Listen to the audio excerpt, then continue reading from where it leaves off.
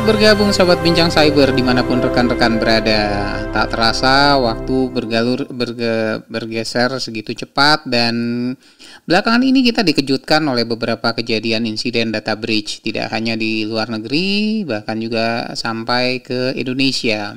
Ada sebuah pertanyaan yang terngiang, apakah sistem arsitektur cyber security yang dimiliki oleh masing-masing penyedia jasa layanan itu kurang? Atau jangan-jangan bahkan ada faktor lain yang menyebabkan terjadinya kebocoran tersebut. Ada beberapa pandangan dari beberapa pakar yang menyebutkan bahwa di dalam penyedia jasa layanan terdiri pada dasarnya perangkat keras dan perangkat lunak. Jika kita bicarakan tentang cyber security, ada tiga komponen yang biasanya dikaitkan, yaitu people, proses, dan teknologi. Nah, pada kesempatan malam ini kita akan coba membahas lebih lanjut tentang sisi aplikasinya, tentang bagaimana kita bisa mendevelop atau kiat-kiat apa yang bisa kita lakukan untuk mendevelop sebuah aplikasi yang boleh dikatakan tidak hanya aman, tapi juga proses pembuatannya juga jauh lebih terstruktur dan memproyeksikan lebih aman. Malam ini kita sudah kedatangan narasumber yang luar biasa, pakar. Beliau pendidikan terakhirnya adalah doktor di Jerman, Computer Science, Universiteit Bielefeld.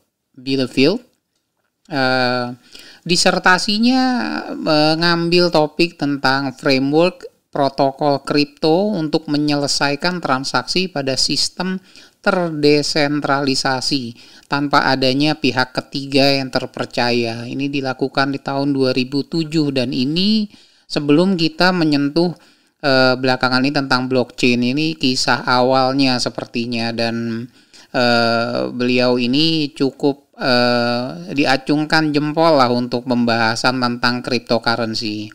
Nah, pengalaman beliau di tahun 2001 itu dia sebagai sistem arsitek pembuatan certification authority system di Telkom.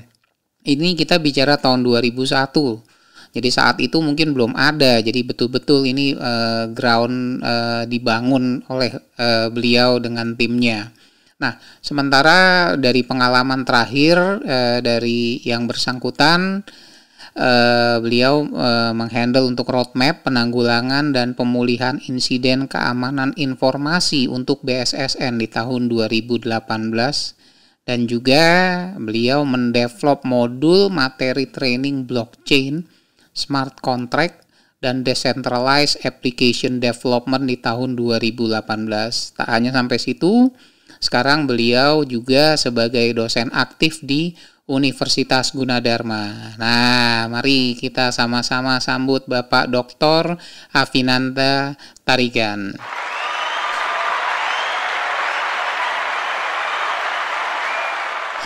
Halo Pak Afinanda, apa Halo Pak kabar? Faisal, baik alhamdulillah. Gimana kabarnya Pak? Baik Pak, wah luar biasa. Terima kasih loh Pak. Ini saya interviewnya sampai gugup ini Pak. Ini karena narasumber saya Waduh, luar saya yang biasa terima hari kasih ini. Pak di interview. Waduh, Ini saya baca bio Bapak luar biasa ini hari ini. Wah, benar-benar seorang pakar yang benar-benar down to earth tapi nih Pak kelihatannya. Jadi nggak pernah baik sekali, welcome sekali gitu. Nah, kita mau ngobrol-ngobrol nih malam nih Pak Afinanta. Boleh ya Pak? baik Pak, silakan.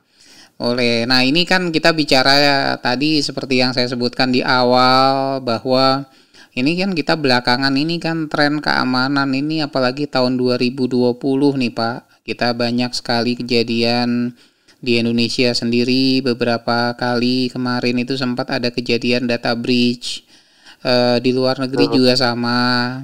Nah ini kan timbul satu pertanyaan dari teman-teman nih semua, mungkin dari pendengar Bincang Cyber juga mau mendengar arahan dari Bapak nih sebagai praktisi, profesional, dan expert juga di area tersebut. Ini kira-kira security trends-nya ini kemana ini arahnya Pak Afinanta? Ya Pak, jadi sebenarnya ini kalau kita saya lihat dari beberapa survei gitu ya, kan terjadi peningkatan insiden keamanan, dan kemudian tentunya insiden keamanan ini dasarnya adalah vulnerability gitu ya. Dan vulnerability yang ditemukan itu semakin banyak dan semakin beragam. Mungkin kalau kita lihat dari survei yang dibuat oleh Symantec ini, kira-kira setiap tahun meningkat sekitar 5-10%, dan itu banyak sekali. Kalau kita kalikan dengan banyak aplikasi yang mungkin dalam vulnerability itu ada, berarti kan semakin banyak juga aplikasi atau sistem yang vulnerable dan rentan dan siap untuk dieksploitasi, kira-kira seperti itu. Concern saya adalah pada kalau vulnerability ini itu ada pada satu sistem atau aplikasi yang dikembangkan oleh vendor, maka mungkin kita tinggal tunggu patch dan lain sebagainya, kemudian kita update. Tapi kalau aplikasi ini yang kita buat sendiri, itu akan menjadi masalah karena kita harus tahu bagaimana mencari atau mendeteksi adanya vulnerability tersebut dan juga melakukan patching tentunya di situ. Dan pada faktanya yang saya lihat itu bahwa kita cenderung untuk melakukan security testing atau vulnerability management itu di akhir atau pada waktu sistem dioperasikan, dan kita sangat bergantung pada pihak ketiga, pen tester, bug bounty dan lain sebagainya.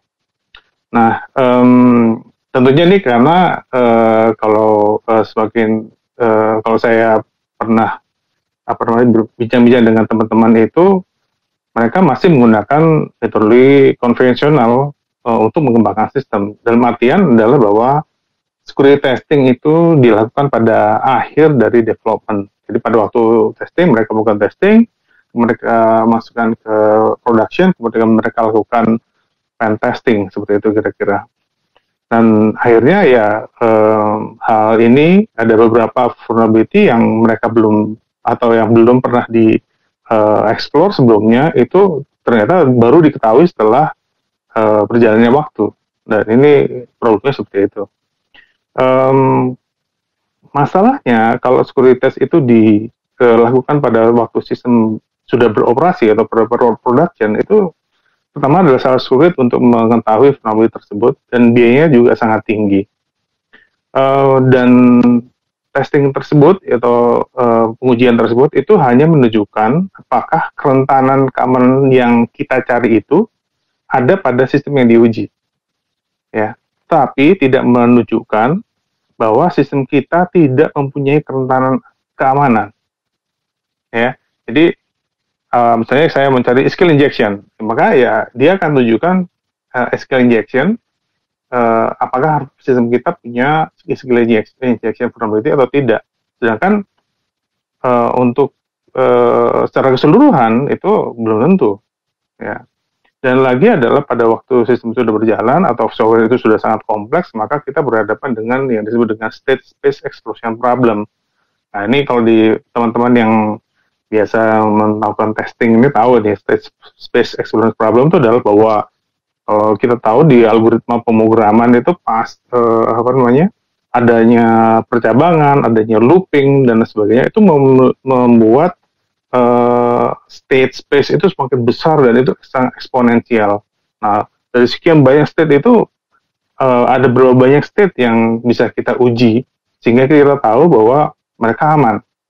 Nah, inilah yang menjadi problem di situ, Pak. Oke, berarti kalau saya melihat di sini tren perkembangan keamanan yang semakin meningkat ini sebenarnya ada kaitan atau banyak kaitannya dengan tingkat maturitas keamanan atau pengujian keamanan terhadap aplikasi yang bersangkutan, ya Pak?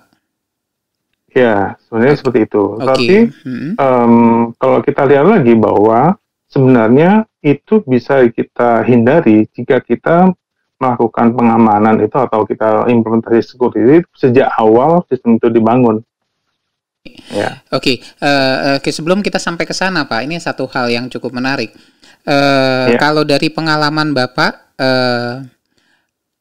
apa yang memberikan signifikasi atau perbedaan yang paling mendasar dari sudut hasil itu kalau pengetesan diuji seiring dengan development dibandingkan jika pengetesan dilakukan di akhir. Yang tadi kita bicara ada pen tester dan lain sebagainya. Apa perbedaan signifikannya, Pak? Ya, tentunya kalau kita sudah mulai dari awal, ya, pada tahap, katakanlah SDLC itu kan ada analysis, requirements, ada design, ada coding, implementation, testing, deployment, dan sebagainya.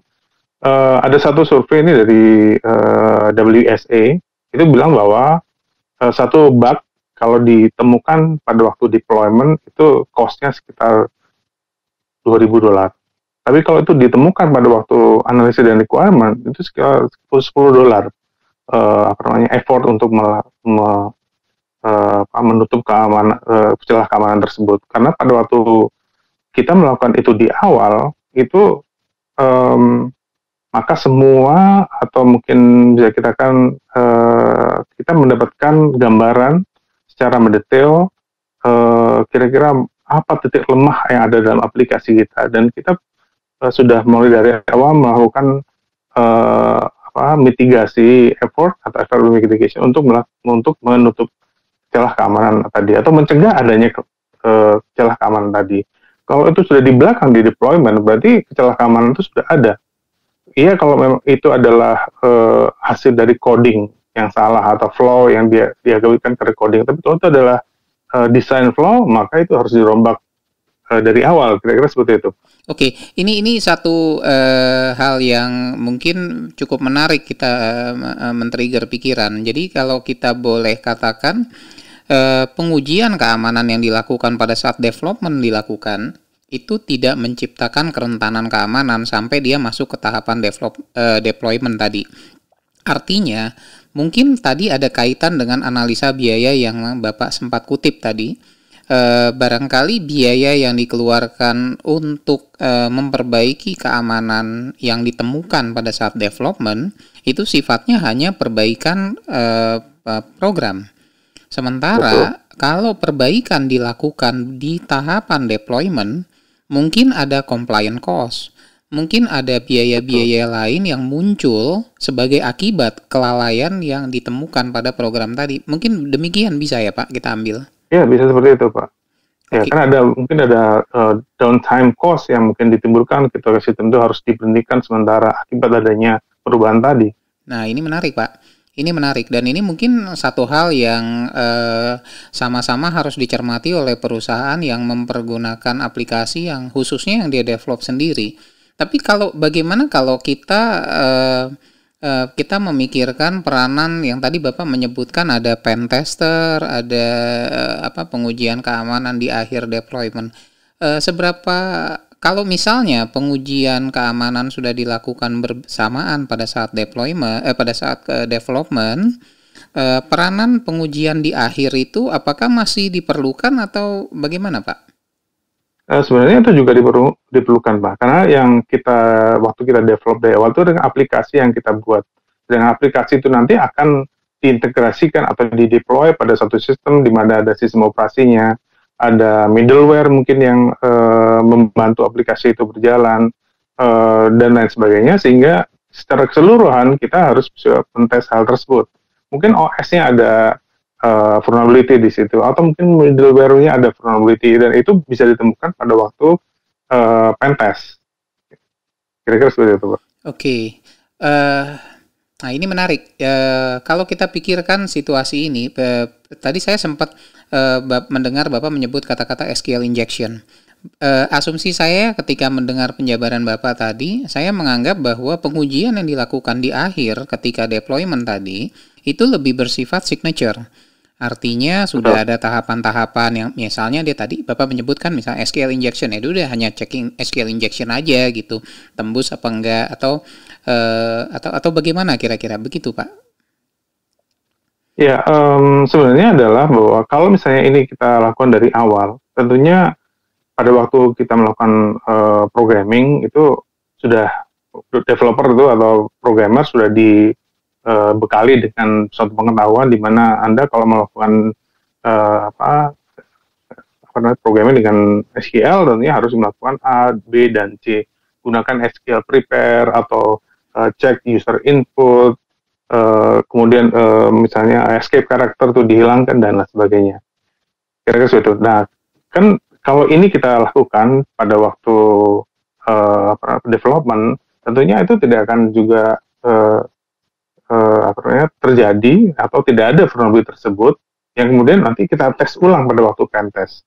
Mungkin saja ada beberapa attack point yang masih terlupa gitu ya, yang mungkin menjadi satu vulnerability juga pada akhirnya seperti itu. Tapi tentunya udah dimitigasi dari awal ketika tahapan development. Betul. Sehingga tinggal melakukan pengujian terhadap hal-hal yang lebih mungkin sifatnya integration test barangkali ya Pak ya. Iya betul, pada waktu integration test, deployment test, OS, kemudian middleware, kira-kira adanya port yang masih belum tertutup, flooding di OS misalnya seperti itu, dan itu bisa dilakukan pada waktu melakukan pen testing. Ya oke. Jadi dia sudah nggak perlu lagi ngecek hal-hal yang harusnya menurut logika sudah diuji ketika tahapan development tadi, begitu Pak ya. Jadi betul. Dan itu kita bisa konsentrasi pada yang lebih sifatnya integrasi, sifatnya ke user misalnya, itu bisa kita konsentrasikan pada waktu itu di deployment. Oke, nah sampai di sini nih Pak, kalau kita bicara sekarang kita dari sisi tahapan development-nya deh Pak, kira-kira apa yang harus dilakukan oleh seorang programmer kalau dia ingin melakukan pengetesan ketika development tadi dilakukan Pak? Ya, sebelum berbicara ke sana Pak, mungkin kita lihat dulu apakah ada 3 hal yang penting sebenarnya dalam membangun sistem yang aman ini. Mungkin tadi Bapak sudah sebutkan, main methods dari proses dengan tools, ya, gabungan dari 3 itu. Mungkin saya akan coba lihat dari metodenya dulu, atau prosesnya, bagaimana proses ini dibentuk sehingga sistem yang dibangun atau dihasilkan menjadi aman. Kita sudah kenal SDLC gitu ya, Software Development Life Cycle, yang tentunya ada analisis, kemudian desain, kemudian coding, implementation, testing, operasi, dan lain sebagainya. Nah, kemudian ada muncul yang disebut dengan Secure Software Development. Ini tahun 2016 mulai dicanangkan. Sebenarnya hampir sama dengan Software Development Lifecycle yang pada umumnya ada, tapi ada satu porsi di mana kita bisa merencanakan, kita bisa analisis, kita desain, kita implementasi faktor keamanan dalam sistem yang sedang dibangun, ya. Dan ini kalau kita lakukan literatur review itu ada banyak sekali sebenarnya secure software development life cycle ini. Kita punya dari Microsoft ya, kemudian dari NIST SP864 kalau nggak salah. Terus ada namanya tipe secure, di Agile pun ada. Kemudian ada disebut dengan correctness by construction dan sebagainya. Nah ini tentunya teman-teman tinggal mereview ini, kemudian apa yang sekarang sedang berjalan itu bisa dirubah atau diintegrasikan dengan SSDLC, model SSDLC yang sudah ada. Tentunya pada setiap tahapan ini ada output yang tambahan atau hal yang harus dilakukan untuk ensure bahwa sistem ini secure. Pada tahap analisis misalnya, kita tidak hanya mendapatkan requirement untuk fungsional dan non-fungsionalnya, tapi kita juga mendapatkan security requirement di sini. Kemudian pada tahap desain misalnya, kita lakukan threat modeling, kita lakukan secure design pattern atau design review. Kemudian pada waktu coding tentunya ada coding practice itu, secure coding bagaimana caranya. Kita lakukan misalnya pair programming agar teman rekan programmer di sebelahnya bisa mengingatkan jika ada yang salah. Kemudian kita lakukan code review. Kemudian kita bisa lakukan static test misalnya, atau fast testing. Kemudian pada waktu testing setelah di-compile, kemudian kita deploy di development server gitu, kita lakukan misalnya dynamic test. Ya. Kemudian waktu implementasi ya banyak sekali, bisa hardening, kemudian configuration review, kemudian kita lakukan pen test. Dan pada waktu operasi ya kita lakukan yang monitoring, kemudian pen testing secara berkala dan lain sebagainya. Dan ini kalau ini dalam satu siklus, misalnya dalam DevOps gitu misalnya, itu tentunya code yang dibuat atau yang di develop ini bisa direview berulang-ulang ya, sehingga mungkin pada tahap sebelumnya itu belum diketahui adanya vulnerability di situ. Nah, di tahap berikutnya juga bisa direview ulang, kemudian kita bisa menemukan mungkin satu vulnerability yang belum diketahui sebelumnya. Nah, kira-kira seperti itu, itu yang untuk metodologi. Kita bisa ambil dari mana saja, tentunya disesuaikan dengan culture development yang kita punya. Mungkin ada yang mengadopsi Agile, ya silahkan mencari yang security software development untuk Agile. Kemudian dia ada model dari NIST misalnya, kita bisa lakukan checklist dari ISO 27001 dan banyak lain sebagainya. Oke. Apa namanya, kalau kita lihat kan secara keseluruhan sebenarnya ada yang linear, ada yang agile lah barangkali. Ada kalau ketika kita mau milih tadi dari sekian banyak yang ada itu, ada kira-kira kita patokannya kemana ya Pak? Ada saran mungkin? Sebenarnya pada setiap standar atau model yang ditawarkan ini itu saya kira isinya mungkin hampir sama gitu Pak.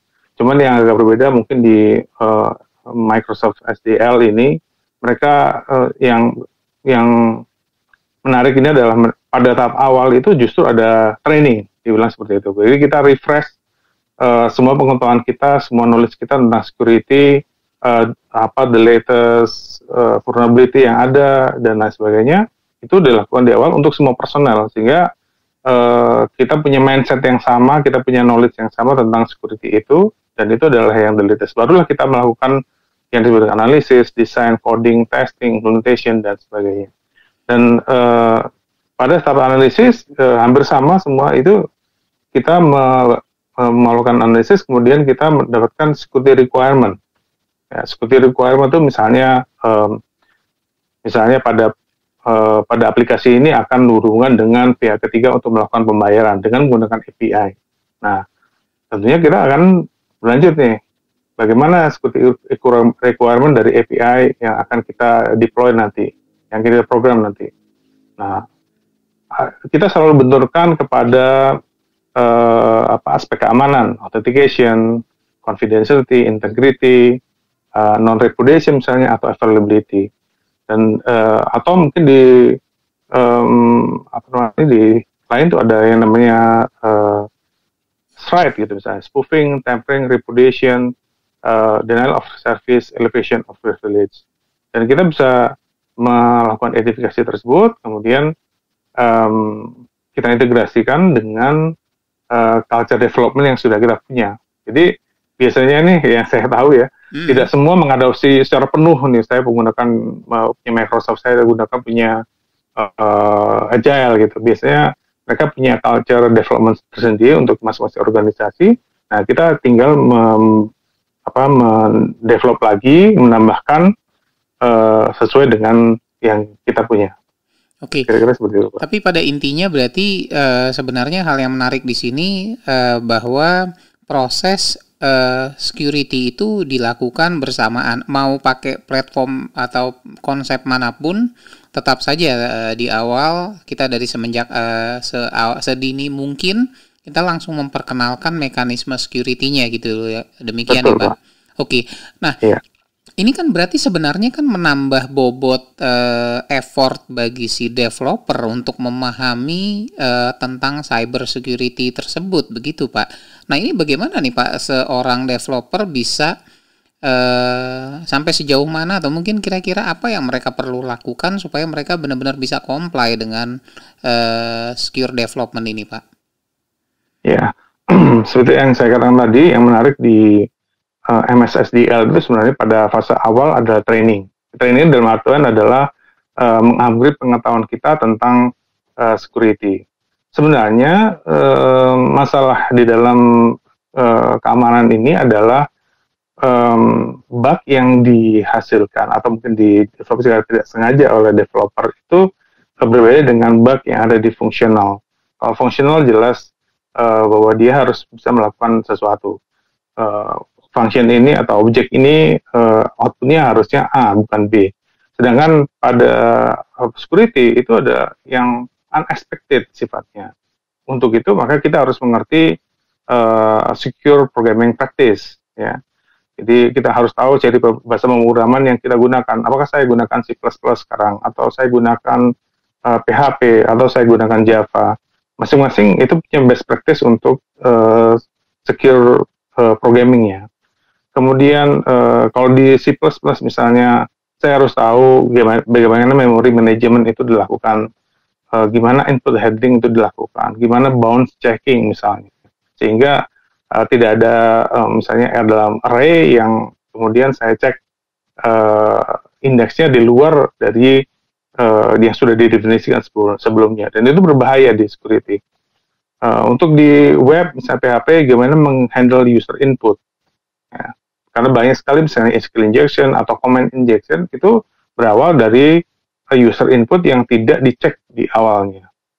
Kemudian logic error gitu, misalnya pada otorisasi, pada lakukan filtering, itu biasanya ada logic error. Pernah saya temukan nih untuk otorisasi ya, ada mereka menggunakan if dan else gitu ya. Dari if satu maka dia adalah tingkat security pertama, if 2 tingkat security kedua dan sebagainya. Else-nya itu adalah admin. Jadi kalau saya bisa manipulasi variabel tadi yang dicek tadi dengan nilai yang lebih tinggi, maka saya langsung menjadi admin. Nah ini logic error yang tidak bisa ditemukan kalau kita menggunakan pen testing software, misalnya SQL injection dan sebagainya, itu di luar itu. Dan itu harus dilakukan pada waktu kita melakukan development di fase coding ini. Termasuk diantaranya tadi mencegah SQL injection, mencegah comment injection. Kalau di web adalah mencegah XXS dan lain sebagainya. Nah, dengan framework atau bahasa pemrograman yang kita gunakan sekarang, ada best practice yang bisa kita follow, yang bisa kita pelajari, yang kita bisa praktekkan nanti pada waktu kita melakukan coding. Itu Pak. Ini saya mendengar jabaran Bapak tentang if dan else itu, jadi pemikiran saya berkembang kepada zero day attack yang barangkali belum diketahui, tapi orang lain sudah ketemu karena udah baca dari sisi codingnya. Jadi ini sebenarnya lebih menakutkan, jadi kayak time bomb ya. Kita di awal ketika kita punya atau kita mempergunakan aplikasi, kegagalan developer untuk menerapkan sistem keamanan itu bisa lebih berpotensi menyebabkan zero day, yang mana itu nggak umum. Ya kembali lagi yang tadi Bapak sebutkan, pentest itu hanya mungkin menganalisa hal-hal tertentu saja yang menjadi fokus. Kemudian mungkin dia nggak sempat satu orang atau tim misalnya untuk analisa program sebesar itu kan, untuk bangunnya aja kan tentunya nggak sedikit ya developer ya, tapi banyak sekali pintu-pintu celahnya ya. Mungkin barangkali itu lebih relevan dengan perkembangan kejadian ancaman security yang semakin intens dari waktu ke waktu ya, bergeser ini makin besar. Kalau saya kembali ke sisi faktor tech, ya, tadi ada yang Bapak sebutkan static test Pak. Dari sisi static test itu dibandingkan dengan dynamic test, itu kira-kira bobotnya lebih besar effortnya lah, atau juga impactnya yang mana ya Pak antara dua model testing ini?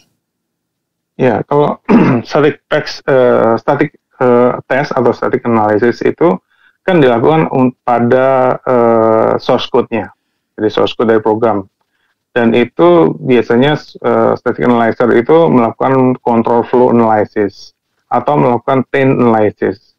Jadi dia bisa mengidentifikasi variabel yang satu variabel yang nanti isinya adalah dari sumber yang tidak dapat dipercaya, misalnya dari user input atau dari HTTP request atau file yang dibuka gitu ya, dan melakukan tracing terhadap semua objek atau function yang terpengaruh oleh variabel tersebut, dan dia melakukan labeling. Dari situ dia akan melihat apakah ada improper handle dari variabel tadi, sehingga bisa berpotensi untuk menimbulkan suatu vulnerability di situ.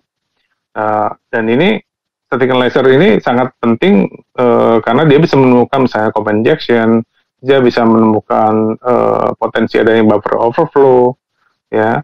Kemudian yang berkaitan dengan input atau memory handling itu bisa diidentifikasi lebih awal daripada static analyzer. Dan itu dia bisa menemukan berbagai hal yang misalnya ada coding yang tidak sesuai dengan secure coding practice misalnya. Nah, ini yang bisa ditemukan pada static analyzer, dan itu secara cultural itu akan membawa programmer untuk mendevelop lebih baik lagi, bisa mengcoding lebih baik lagi di sini, karena pada ditemukan di static analyzer, wah ada sesuatu potensi yang berbahaya kalau kita melakukan programming seperti ini, maka dia akan berubah. Ya kan, dia akan merubah itu, kemudian tentunya dengan harapan dia tidak akan melakukannya lagi. Nah, seiring dengan berjalan waktu dengan static analyzer ini, bukan hanya code-nya itu lebih baik, tapi juga programmernya akan lebih baik, kira-kira seperti itu. Perkembangan skill, Pak, ya? Iya, betul. Nah, kemudian pada dynamic analysis ini berarti pada waktu sudah di-compile menjadi executable, barulah dilakukan dynamic analysis ini. Dan ini pada dynamic analysis ini biasanya saya contohkan aja langsung, kita menggunakan OAuth Zep misalnya, yang OAuth Zep itu ada di tengah-tengah sebagai proxy, dan kita menggunakan browser menembak ke aplikasi kita, dan OAuth Zep akan mencoba seluruh seluruh kemungkinan input yang bisa diberikan kepada setiap entry point yang ada dalam aplikasi web kita, atau post, get, put, dan lain sebagainya dia akan coba. Dan dia akan simulasikan gimana user login dari awal dan lain sebagainya. Dan dia akan mencoba untuk meng-tag aplikasi kita dengan random data dan vulnerability web yang biasanya sudah ada di situ, yang sudah diketahui sebelumnya. Jadi ya kita gabungkan, jadi pada waktu static analysis ini, pada waktu coding, dan pada waktu kita testing itu setelah di-compile tentunya atau di-build, kita akan lakukan dynamic analysis. Dan mungkin ada yang penting lagi yang disebut dengan fast testing. Fast testing itu dilakukan pada waktu modul testing sebenarnya. Jadi sebelum kita build seluruhnya, kita bisa metes satu unit atau satu kelas ya dengan menggunakan fast testing ini. Jadi fast testing ini intinya adalah tools yang nanti akan mengenerate suatu input yang malform sifatnya. Jadi yang salah, stringnya besar, kemudian mestinya yang diinput adalah integer, ini dia masukkan string, atau yang string menjadi integer dan sebagainya, sambil kita memonitor aplikasi. Kalau aplikasi itu crash karena adanya fast testing ini, atau unit tadi crash misalnya mengeluarkan error dan sebagainya, kita bisa tahu ada potensial memory leaks, code yang salah dan lain sebagainya. Jadi ini bagus sekali untuk menemukan potensial vulnerability untuk stack overflow, untuk heap overflow, ya. Kemudian ada memory handling yang salah, itu juga bisa kita lakukan dengan menggunakan fast testing sebelum dynamic testing dilakukan. Nah, untuk toolsnya sendiri mungkin nanti bisa dicek. Untuk static analysis tools ini ada RIS misalnya untuk PHP, CPP check untuk C++, ya. Di OAuth ada OAuth Lab C+ untuk Java dan lain sebagainya. Dynamic testing juga saya sudah sebutkan tadi, ada OAuth, ya, ada OAuth proxy maksud saya, kemudian ada WAPT, ya, Burp Suite, maksud teman-teman sudah tahu nih. PHP punya web inspect dan lain sebagainya. Ini bisa kita lakukan dengan menggunakan tools tersebut. Jadi intinya tools ini membantu kita untuk mengetahui adanya vulnerability baik di source code, baik di unit test maupun pada waktu selesai di build dengan menggunakan dynamic analysis.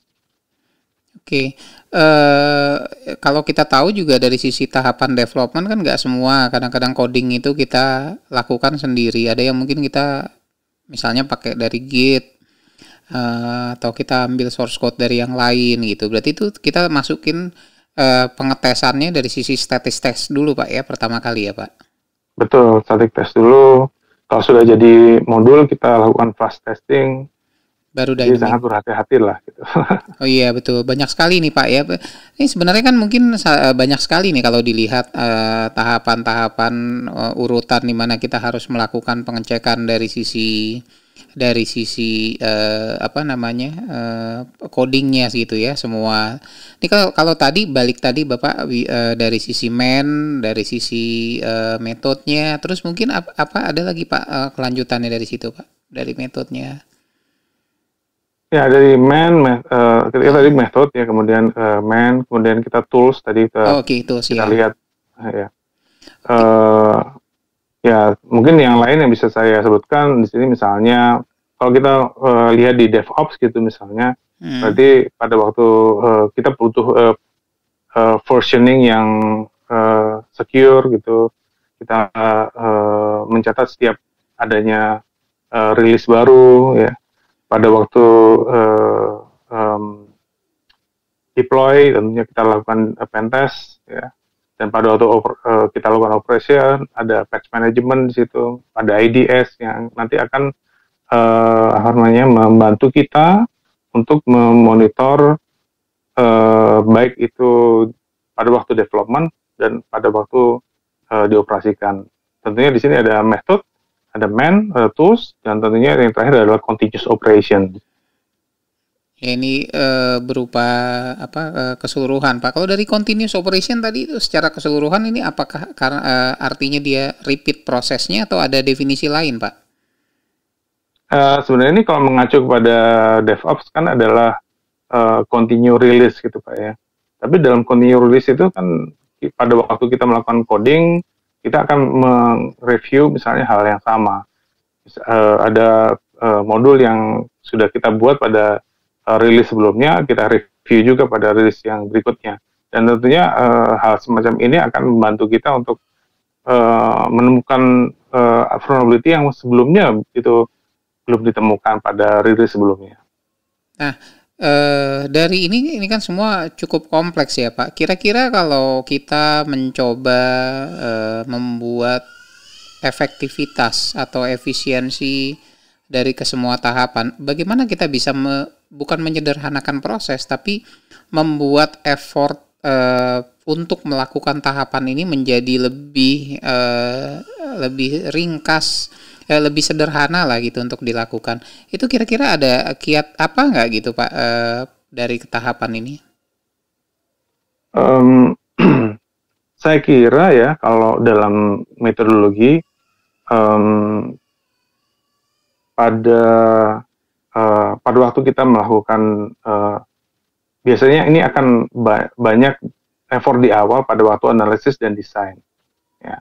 Sedangkan pada waktu coding sebenarnya ini effortnya saya kira untuk security tidak terlalu banyak karena itu berjalan bersama pada waktu kita melakukan coding. Jadi kalau kita sudah tahu best practice-nya, maka tidak akan ada effort tambahan pada waktu kita melakukan coding tadi, selain kita melakukan static testing.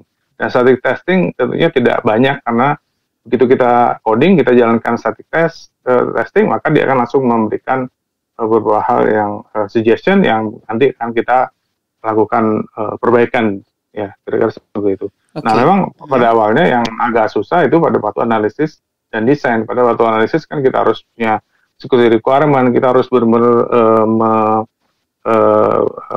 sangat rigid dan very careful gitu pada waktu kita melakukan semua entry point yang ada, kemudian kita bisa menggunakan misalnya threat modeling pada waktu desain, kita bisa gunakan attack tree, banyak sekali solusi yang bisa kita gunakan untuk melakukan threat modeling ini. Dan itu memang effortnya sangat besar pada waktu awal sebenarnya. Tetapi nanti kalau sudah dijalankan pada waktu coding dan building dan sebagainya, itu akan saya kira akan seamless dan effortnya tidak akan terlalu banyak. Kita dibantu terus di situ. Oke. Wah, ini satu hal yang cukup menarik nih. saya sendiri secara pribadi banyak dapat masukan. Ini berarti sekarang kalau kita pikirin ada kesalahkaprahan bahwa orang yang melakukan pentest ketika deployment itu diharapkan all in services, sementara hal-hal yang tercantum di program terkait dengan coding dan lain sebagainya itu adalah hal yang sifatnya lebih mengacu ke pemrograman tersebut dan bisa kita simpulkan itu sulit ditemukan ketika pentest. Demikian ya Pak? Iya, itu yang hal-hal yang sulit ditemukan pada waktu pentest. Jadi memang harus ada code review, best practice programming, security programming, ya pair programming kalau diperlukan memang agar ada temennya yang bisa mengetahui oh ini ada yang salah ini atau ada kemungkinan ini bisa fatal akibatnya dan sebagainya. Dan itu tidak hanya untuk yang dalam konteks security ya, tapi untuk konteks fungsional juga akan sangat membantu. Oke. Wah, terakhir nih Pak, dari saya satu pertanyaan. Nah, kalau kita bicara software itu kan bukan sesuatu hal yang statik. Aplikasi itu bukan satu hal yang statik, artinya dia akan terus mengalami perkembangan-perkembangan. Even though pun dia tidak berubah, environment atau infrastruktur tempat dia berjalan di atasnya itu juga pastinya dari waktu ke waktu akan mengalami perubahan, either upgrading atau patching. Bagaimana kita bisa menyiasati melakukan pengecekan kembali terhadap security-nya Pak, seiring dengan perkembangan penggunaan dari aplikasi tersebut? Ya. Sebenarnya pada waktu ini sudah dideploy dan ini rilis dan dideploy, tentunya ada perkembangan infrastrukturnya, jadi OS-nya mungkin ada patch yang dirilis. Yang akan membantu di sini sebenarnya adalah misalnya patch management, kemudian pentest yang kita lakukan juga secara berkala untuk mengetahui vulnerability terbaru apakah ada dalam sistem kita. Tapi tentunya software yang kita buat ini kan memang tidak statik Pak ya. Pasti ada enhancement, pasti ada bug bug yang ditemukan. Dan bug ini bukan berhubungan dengan security, misalnya functional bug, reportnya salah hitung ya dan lain sebagainya. Yang tentunya pada waktu mereka melakukan coding lagi ada perubahan. Nah, pada waktu perubahan itu terjadi, ya pasti security practice tadi itu juga harus dilakukan seperti itu. Jadi ini tidak akan begitu saja di-deploy kemudian selesai, tapi dia akan selalu siklus ini akan berulang terus dan pada waktu perulangan tadi security practice tadi juga harus dijalankan. Oke, berarti setiap ada enhancement, perubahan yang dilakukan seberapa kecilnya, tetap kita harus melalui proses ini kembali ya Pak ya? Betul Pak. Oke, baru kemudian nanti dia berjalan. Sementara kalau dia sudah berjalan, ada perubahan di underlying infrastructures, mungkin tadi yang dikatakan ada patching dan lain sebagainya itu mungkin baru dikembangkan. Nah, ini satu hal yang saya rasa kita semua mungkin nggak semuanya melihat ini sebagai bagian proses. Karena kebanyakan kita menganggap bahwa yang dinamakan security itu adalah dilakukan pada saat deployment. Artinya udah selesai. Sementara proses di belakangnya tadi yang Bapak utarakan yang merupakan sebuah alur proses secure development itu ya mungkin kita secara awareness kita tahu. Tapi secara practically barangkali ada yang melewati proses itu mungkin karena satu dan lain hal yang mungkin bisa mengakibatkan hal lain. Ini menarik Bapak, terima kasih feedbacknya. Barangkali Bapak ada satu closing atau mungkin summary untuk bahasan kita tentang bagaimana sih kita membuat sebuah sistem yang aman yang mungkin bisa dijadikan takeaways nih Pak untuk saya dan mungkin teman-teman di pendengar podcast Bincang Cyber ini Pak Avinanta, silakan. Oh iya, seperti yang sudah kita bicarakan tadi Pak, kunci dari ini adalah 3 tadi, method, man, dan tools. Ya, kita mengetahui method, metode yang digunakan, kita mengembangkan sumber daya manusianya agar mengerti tentang security, aware, dan punya kompetensi untuk mengembangkan sistem, baik itu dari sistem analis, desainer, coding, programming gitu ya, sampai ke nanti ke testernya juga. Kemudian kita punya tools, senjata yang kita gunakan untuk mentes, untuk membantu kita mengetahui adanya vulnerability, dan ini dilakukan secara terus-menerus dalam satu continuous operation. Jadi mungkin itu buat dari saya. Oke, wah terima kasih banyak Pak. Ini luar biasa hari ini kita dapat feedback dari Bapak sharing ilmunya. Terima kasih Pak. Saya coba sampaikan sedikit saja dengan mungkin 1-2 kalimat di sini. Jadi kalau kita sama-sama sadari bahwa perkembangan tingkat ancaman itu nggak akan pernah berhenti dari tahun ke tahun, dan sepertinya juga nggak menunjukkan adanya penurunan. Nah, tingkat ancaman itu tampaknya juga kita perlu memperhatikan kualitas dari pemrograman output software aplikasi yang kita jalankan. Namanya ancaman keamanan tidak hanya berlandaskan kepada infrastrukturnya saja, tapi apa yang jalan di atas infrastruktur itu. Nah, malam ini kita dapat banyak sekali uraian dari Bapak Dr. Afinanta membahas tentang bagaimana sih kita membangun sebuah sistem yang aman dengan tahapan-tahapan prosesnya yang tadi sudah disampaikan. Nah, Sobat Bincang Cyber, cyber security itu adalah holistik secara keseluruhan. Jadi semua komponen yang bermain itu perlu diperhatikan. Nah, peran serta peningkatan keamanan nggak hanya ada di dalam cyber security team, tapi juga malam ini kita sudah mendengar uraian bahwa ada secure development yang perlu diperhatikan oleh kita semua. Nah, demikian kita sudah sampai di akhir episode. Terima kasih atas subscription yang dilakukan oleh sobat pendengar, dan saya juga melihat antusiasmenya untuk mengakses ke podcast ini semakin hari semakin lebih baik. Namun di samping itu kami juga berharap ada feedback, arahan, usulan yang sifatnya konstruktif dan positif untuk perkembangan podcast ini ke depan. Terima kasih Pak Dr. Afinanta uraiannya malam ini. Semoga nanti kalau ada pertanyaan dari rekan-rekan pendengar mungkin nanti akan saya sampaikan ke Bapak, untuk nanti jawabannya akan saya berikan kembali. Boleh ya Pak? Baik, insyaallah. Oke.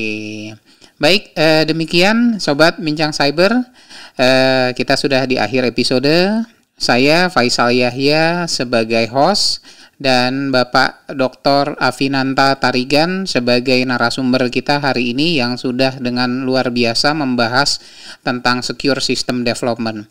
Kami undur diri, terima kasih atas perhatiannya dan sampai berjumpa kembali di dalam episode Bincang Cyber selanjutnya.